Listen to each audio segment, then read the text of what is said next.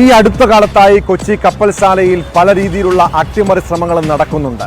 ഷിപ്പ്യാർഡിൽ നിർമ്മാണത്തിലിരുന്ന INS വിക്രാന്തിൽ നിന്ന് hard ഡിസ്കുകൾ മോഷണം പോയത് 4 വർഷം മുൻപാണ്.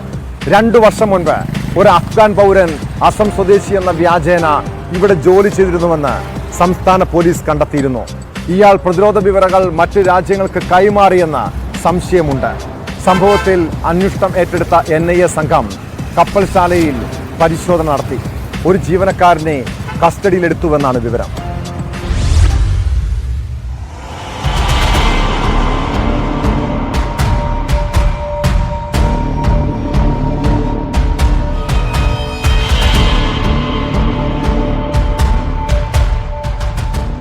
പ്രതിരോധ കപ്പലുകളുടെ വിവരങ്ങൾ ജീവനക്കാരനിൽ നിന്നും ചോർന്നെന്ന വിവരത്തിന്റെ അടിസ്ഥാനത്തിലായിരുന്നു പരിശോധന.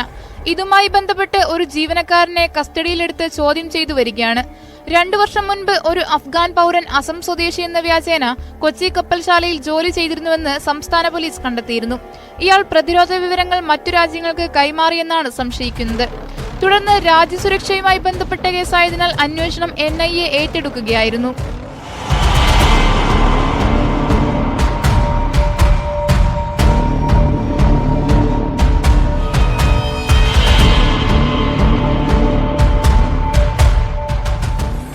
ഇതുമായി ബന്ധമുണ്ടെന്ന് സംശയിച്ചാണ് ഒരു ജീവനക്കാരനെ കസ്റ്റഡിയിലെടുത്തത്. സംഭവത്തിൽ വിശദ അന്വേഷണമാണ് NIA നടത്തുന്നത്.